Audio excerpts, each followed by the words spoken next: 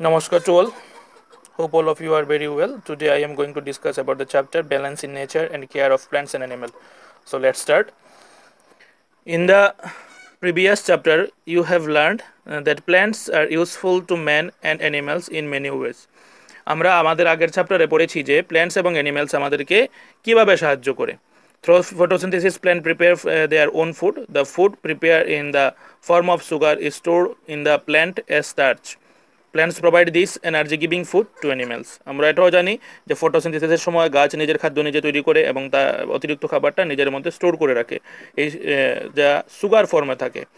এই সুগার ফর্মে খাদ্যটা আমাদেরকে আমাদের মানুষ এবং পশুকেও অ্যানিমেলসকেও প্রদান করে প্রোভাইড করে দেয়।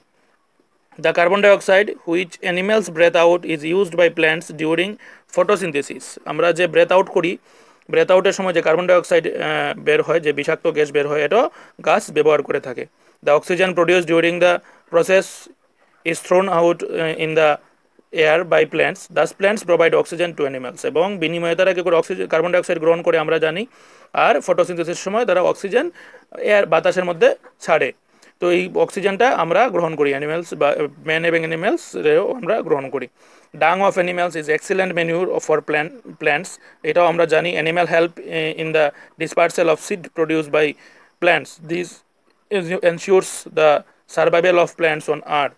Dispersal of plants that's mean বীজের বিস্তার। তুমি যেমন ধরো একটা গাছের বীজ কি হয় কিভাবে এক জায়গা থেকে অন্য জায়গায় ছড়ায়, এটা হলো ডিসপার্সেল। এটা সম্বন্ধে তোমরা আমি খুব সম্ভবত থার্ড টার্মে একটা চ্যাপ্টার থাকে, জানি না এবছর থাকবে কিনা না, ডিসপার্সেল সম্বন্ধে। অর্থাৎ মানে বীজের ছড়ানো, আমরা যেভাবে ক্ষেতের মধ্যে বীজ ছড়াই ঠিক একইভাবে আমাদের পৃথিবীতে গাছ তৈরি হতে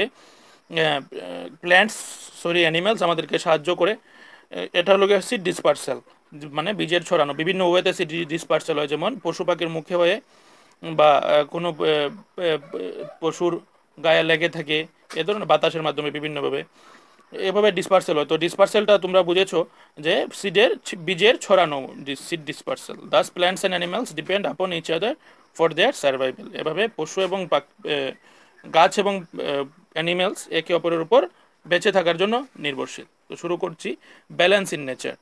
এতক্ষণ যেগুলো বললাম এগুলো আমরা আগের চ্যাপ্টারে পড়েছি, এটা শুধু এখানে রিভিশন দিয়েছে। তো শুরু করছি balance in nature. Balance in nature মানে প্রকৃতির ভারসাম্য। প্রকৃতির ভারসাম্য, ব্যালেন্স মানে ভারসাম্য, আর ইন নেচার বা নেচার কথার অর্থ হলো প্রকৃতি। প্রকৃতি হলো আমাদের চারপাশে আমরা যা দেখতে পাই। আমি চ্যাপ্টারটা পুরো লাইন বাই লাইন পড়লে অনেক সময় হবে, অনেক সময় লাগবে, বা ভিডিওটা অনেক বড় হয়ে যাবে। তো আমি ছোটো ছোটো করে মেন পার্ট যেগুলো আছে এগুলো পড়বো। এখানে একটা ওয়ার্ড আচ্ছা প্রথমে একটু শুরু করছি। Green plants produces food for themselves, they require energy to do so, they receive solar energy from sunlight. Thus sunlight is the main source of energy for plants. আমরা জানি যে ফটোসিনথেসিসের সময় গাছ কি করে, সূর্যালোকের সাহায্যে ফটোসিনথেসিস করে নিজের খাদ্য নিজে তৈরি করে। তো তারা কি করে, তারা যদি সূর্যালোক না থাকে তাহলে প্ল্যান্টস নিজের খাদ্য নিজে তৈরি করতে পারবে না, অর্থাৎ ফটোসিনথেসিস করতে পারবে না। তো এই যেহেতু সূর্যালোক খুবই একটা ইম্পর্ট্যান্ট প্রয়োজনীয় জিনিস, তাই সূর্যালোক বা সানলাইট হলো the main source of plants of energy for energy. এনার্জির শক্তির মেইন সোর্স হলো সূর্যালোক প্ল্যান্টসের জন্য। হার্বিভোর তোমরা জানো যে সব অ্যানিমেলস শুধুমাত্র ঘাস খায়, তৃণভোজী, তারা হলো herbivore animals such as rabbits, deer, cow etcetera feed on plants to survive and grow. Carnivorous such as tiger, wolves, etc. feed on the herbivorous for their survival and growth. এটাও তোমরা জানো। Carnivorous হলো যারা মাংসাশী প্রাণী, flash খায়, তারা হলো মাংসাশী, তারা হার্বিভোরাসের উপর নির্ভরশীল। আর অমনিভোরাস সাচ এস ম্যান, যারা মাংসও খায় এবং প্ল্যান্টও খায়। Eat animal flesh as well as plant products. Sparrow feed on insect as well as on the grain. Thus the some living things depends on other living things for food.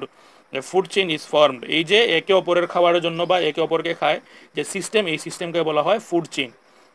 অর্থাৎ food chain হলো বাংলাতে হলো খাদ্য শৃঙ্খল। খাদ্য শৃঙ্খলের জন্য, খাদ্যের জন্য আমরা একে অপরে নির্ভরশীল। যেমন হরিণ ঘাসের উপর নির্ভরশীল, বাঘ হরিণের উপর নির্ভরশীল, বা ব্যাং পোকামাকড়ের উপর নির্ভরশীল, পোকামাকড় ঘাস খায়, তারপরে পোকামাকড়কে ব্যাং খায়, ব্যাংকে সাপ খায়, বা সাপকে ঈগল পাখি খায়, এর ধরনের আছে। এই যে সিস্টেম, এটাকে বলা হয় food chain.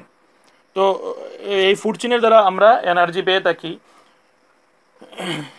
Animals depend directly or indirectly on plants for their food. If the number of herbivores increased beyond limits, they would eat up all available plants. This would result in the decrease of plants' life. With very less plant life left, the food and oxygen produced by the plants would reduce. These would in turn disturb the balance in nature. এখন যদি ধরো কোনো একটা কারণে যে carnivorous আছে, কার্নিভোরাসের সংখ্যা বেড়ে গেল, তাহলে কি হবে? তাহলে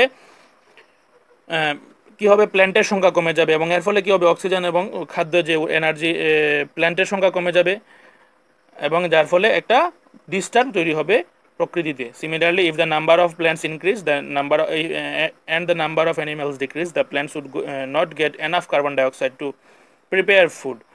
তাহলে যদি আবার যদি ধরো অমনিভোরাস, কার্নিভোরাস এবং অমনিভোরাস যারা আছে এদের সংখ্যা যদি বেড়ে যায়, তাহলে কি হবে? প্ল্যান্টের সংখ্যা কমে যায় যদি, তাহলে প্ল্যান্টের সংখ্যা বেড়ে যাবে এবং এনাফ কার্বন ডাইঅক্সাইড পাবে না তারা ফটোসিনথেসিসের জন্য।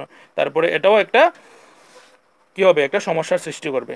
তাহলে যেমন ধরো তুমি একটু কল্পনা করলে বুঝতে পারবে যে যদি ধরো কি হয়, আমরা আগে বলেছিলাম ফুড চেনের মধ্যে হরিণ ঘাস খায়, তো এখন প্রচুর পরিমাণে হরিণ হয়ে গেলে কি হবে? হরিণের সংখ্যা প্রচুর পরিমাণে বেড়ে গেলে কি হবে? প্রচুর পরিমাণে হরিণের সংখ্যা বেড়ে গেলে ঘাস শেষ হয়ে যাবে। যেখানে যেখানে ঘাস আছে হরিণ সব খেয়ে নেবে, তাহলে ঘাস শেষ হয়ে যাবে। একসময় ঘাস শেষ হয়ে গেলে কি হবে? হরিণ নিজে না খেয়ে খেতে পারবে না, তারপর যে এগুলো যে আমাদের যে ধান বা অন্য কিছু রয়েছে সবগুলো খেয়ে ফেলবে। একসময় এগুলো শেষ হয়ে গেলে হরিণ আস্তে আস্তে শেষ হয়ে যাবে, না খেতে পেয়ে মরে যাবে। বা তুমি ধরো যদি প্রচুর পরিমাণে ঘাস হয়ে গেল এবং হরিণের সংখ্যা কমে গেল, তাহলে কি হবে? হরিণ অল্প অল্প ঘাস খাবে কিন্তু ঘাস প্রচুর পরিমাণে হবে, তারপর কি হবে? পৃথিবীটা ঘাসে ভরে যাবে। এই যে ব্যালেন্স, এই ব্যালেন্সটাকে রক্ষা করার জন্য আমাদের এই চ্যাপ্টার, কিভাবে আমরা একে অপরের ব্যালেন্স রক্ষা করি বা কিভাবে নেচার তার নিজস্ব ব্যালেন্স বজায় রাখে। তো শুরু করছি। Care of plants, proper water and Sunlight for plants. Care of plants, আমরা যদি কোনো গাছকে ভালোভাবে রাখতে চাই, তাহলে আমাদের কি করতে হবে? গাছকে প্রপার রেগুলার ওয়াটারিং করতে হবে। গাছকে মানে সবসময় প্রত্যেক দিন জল দিতে হবে। গাছের মধ্যে রৌদ্রের আলো লাগতে চাই এ ধরনের থাকতে হবে। তারপর আছে মিনারেলস অ্যান্ড নিউট্রিয়েন্টস।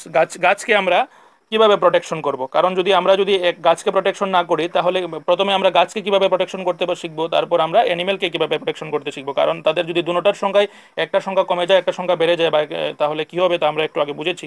তো আমি শুরু করলাম। কেয়ার অ্যান্ড প্রোটেকশন অফ প্ল্যান্টসকে কী করতে হবে? প্রথমে পর্যাপ্ত পরিমাণে জল দিতে হবে এবং সূর্যালোক যাতে প্ল্যান্টে লাগে তার ব্যবস্থা করতে হবে। তারপর আছে minerals and nutrients. Plants need minerals and nutrients for their growth. তাদের বাড়ার জন্য, গাছ বাড়ার জন্য কি দরকার? মিনারেল এবং নিউট্রিয়েন্ট প্রয়োজন। এটা আমাদেরকে সাপ্লাই করতে হবে। এগুলা গাছ থেকে পায়? মাটি থেকে পায়। মাটি থেকে আমাদের এগুলা সাপ্লাই করতে পারবে। দেখো এখানে ছবিতে দেখাচ্ছে। তো এখানে আমরা এটা জানি, আমরা সার ব্যবহার করি, সারকে ফার্টিলাইজার বলা হয়। তো এই গাছের খাদ্যের জন্য আমরা সার ব্যবহার করে থাকি। এগুলো আমাকে দিতে হবে, না হলে একটা সময় নিউট্রিয়েন্ট এবং মিনারেলসের অভাবে গাছ মারা যাবে। তারপর আছে insects and pesticides. Harmful insect feed the leaves, fruits, flower and even roots of plants. Pest like rodents and birds also damage plants and standing crops. যে সকল পোকামাকড় আছে যেগুলো গাছের পাতা খেয়ে ফেলে, এদেরকে বাঁচার জন্য আমরা জানি কিছু বিষাক্ত পোকামাকড় আছে যেগুলো গাছের পাতা, স্টেম এবং রুটও খেয়ে ফেলে। কিছু কিছু পাখিও আছে গাছের দাঁড়িয়ে থাকা গাছ, স্ট্যান্ডিং প্ল্যান্ট যেগুলো রয়েছে, এগুলোকে ড্যামেজ করে দেয়। অর্থাৎ আমরা জানি যে পোকামাকড় আমাদের ফসলের ক্ষতি করে। এদের থেকে বাঁচার জন্য আমরা কি করি? Insecticide and pesticides are chemical substances this protect plants and crops from the attack of pests. এই যে পেস্টস, যে সকল পোকামাকড়রা ওই গাছের ক্ষতি করে বা ক্রপসের ক্ষতি করে, তাদেরকে বলা হয় পেস্ট। এদের থেকে বাঁচার জন্য একটা কেমিক্যাল সাবস্টেন্স মানে রাসায়নিক পদার্থ, ইনসেক্টিসাইড অ্যান্ড পেস্টিসাইডস আমরা স্প্রে করে থাকি। এভাবে আমরা আমাদের প্ল্যান্টের কেয়ার করতে পারি। তারপর আসছে protection from adverse weather condition. Adverse weather condition মানে বিভিন্ন, আমরা জানি আমাদের পৃথিবীর বিভিন্ন জায়গার টেম্পারেচার, ওয়েদার কন্ডিশন বিভিন্ন জায়গায় বিভিন্ন রকম। তাদের এই ওয়েদার কন্ডিশনেও আমাদের গাছকে প্রোটেক্ট করতে হয়। Different plants grow in different climate condition. Very hot and dry weather is bad for certain plants. আমরা জানি যে খুব গরম বা শুষ্ক যে পরিবেশটা আছে এটা গাছের বেশিরভাগ গাছের জন্য খারাপ। Very strong sun rays may damage seedlings. We need to protect plants by keeping them in the shade or putting up a grass shade over them. বা খুব বেশি রৌদ্রের আলো বা রৌদ্রের তাপ গাছের ক্ষতি করে, এদেরকে আমরা এই সূর্যের আলো থেকে গাছকে বাঁচানোর জন্য আমরা কোনো শেড ব্যবহার করতে পারি। শেড মানে ছায়াযুক্ত ঘর, এই ধরনের ঘর ব্যবহার করে আমরা গাছদেরকে রক্ষা করতে পারি। We keep certain kinds of plants in a green house. Green house মানে একটা ঘর যেখানে সূর্যের আলো ঢুকে। আচ্ছা, বুঝিয়ে দিচ্ছি। A green house is an enclose space where plants are kept at a constant temperature. A greenhouse protects plants from severe cold or frost, heavy rainfall and strong sunlight. Greenhouse হলো এমন একটা ঘর, এই যে এখানে ছবি দেখতে পাচ্ছ, এ ধরনের একটা ঘর থাকে, কাচের তৈরি ঘর, যেটা ভিতরে টেম্পারেচার একটা মেনটেন করা থাকে। এই যে মেনটেন করা থাকে সবসময় একটা নির্দিষ্ট একটা টেম্পারেচার মেনটেন করা থাকার জন্য এটা কি করে, এটা গাছকে এই ঘরটার ভিতরে গাছ আমরা যদি উদ্ভিদ লাগাই বা প্ল্যান্ট লাগাই বা প্ল্যান্ট বাড়াই, তাহলে আমরা কী পাবো, যে একটা নির্দিষ্ট একটা টেম্পারেচার পাবো। এটা হেভি রেইনফল থেকে, প্রচুর পরিমাণে বৃষ্টি হলে যে ক্ষতি হয় গাছের, এগুলো থেকে গাছকে রক্ষা করে, বা স্ট্রং সানলাইট থেকেও গাছকে রক্ষা করে। আর একটা হচ্ছে যেটা খুব বেশি important for maintain balance in our nature, conservation of forest. Conservation of forest মানে বনভূমির রক্ষা। আমরা পৃথিবীর সৃষ্টির সময় প্রচুর পরিমাণে প্রকৃতি নিজস্ব উদ্যোগে প্রচুর পরিমাণে জঙ্গল তৈরি করেছে। আমরা আমাদের চাহিদার জন্য এই জঙ্গলগুলো নষ্ট করছি। আমাদের এই বর্তমান পৃথিবীতে ব্যালেন্স বজায় রাখার জন্য এই ধরনের ফরেস্ট জঙ্গল যেগুলো রয়েছে, এগুলোকে কি করতে হবে, কনজার্ভ করতে হবে, রক্ষা করতে হবে। কনজার্ভড ফরেস্ট রক্ষা করা ফরেস্ট হলো একটা উদাহরণ। আমাদের স্কুলের পেছনে যে ওয়াইল্ড লাইফ স্যাংচুয়ারি রয়েছে, রোয়া ওয়াইল্ড লাইফ স্যাংচুয়ারি রয়েছে, এটা হলো কনজারভেশন অফ ফরেস্টের একটা প্রকৃষ্ট বা উৎকৃষ্টতম উদাহরণ। তো এই ধরনের ফরেস্ট যদি আমরা রক্ষা করি বা কনজার্ভ করে রাখতে পারি, তাহলে আমাদের প্রচুর লাভ হয়। এখানে বন্যপ্রাণী থাকতে পারে, পশু পাখি থাকতে পারে, এবং এই ধরনের গাছপালা থেকে প্রচুর অক্সিজেন আমরা পাই। তাছাড়া একটা আছে, এই ধরনের আমাদের পৃথিবীতে গাছকে নেচারকে রক্ষা করার জন্য, বিশেষ করে গাছকে রক্ষা করার জন্য একটা উৎসব পালন করা হয় প্রত্যেক বছর সারা পৃথিবীতে। Every year of forest week is celebrated as Van Mahotsav. যে বন মহোৎসব হিসেবে বন মহোৎসব পালন করা হয়। Children and grown ups plants sapling, they take care of this sapling and help them to grow into plants. আমরা ছোট্ট গাছের চারা লাগাই, ওই দিন লাগিয়ে কি করি, এই চারা গাছগুলোকে বড় করতে সাহায্য করি, জল টল দিয়ে, এইসব দিয়ে। এটা হলো বন মহোৎসব। এটা একটা সরকারি উদ্যোগে করা হয় প্রত্যেক বছর, এভরি ইয়ার। তো এই হলো care and protection of plants. আমাদের পৃথিবীকে রক্ষা করার জন্য কেয়ার অ্যান্ড প্রোটেকশন অফ প্ল্যান্টসে যদি থাকে, তারপরে কী করতে হবে, প্রথমে গাছকে প্রপার ওয়াটারিং অ্যান্ড সানলাইট দিতে হবে, মিনারেলস অ্যান্ড নিউট্রিয়েন্টস প্রোভাইড করতে হবে, ইনসেক্ট অ্যান্ড পেস্টিসাইডস স্প্রে করতে হবে, তারপর protect from themself weather condition থেকে বাঁচাতে হবে। গ্রিন হাউস, তার একটা উদাহরণ হলো গ্রিন হাউস, এবং কনজারভেশন অফ ফরেস্ট আছে। তাছাড়া গাছকে রক্ষা করার জন্য একটা উৎসব আমরা প্রত্যেক বছর পালন করে থাকি, তার নাম হলো বন মহোৎসব। এই হলো কেয়ার অফ প্ল্যান্টস। আমরা তারপর শুরু করব care and protection of animals.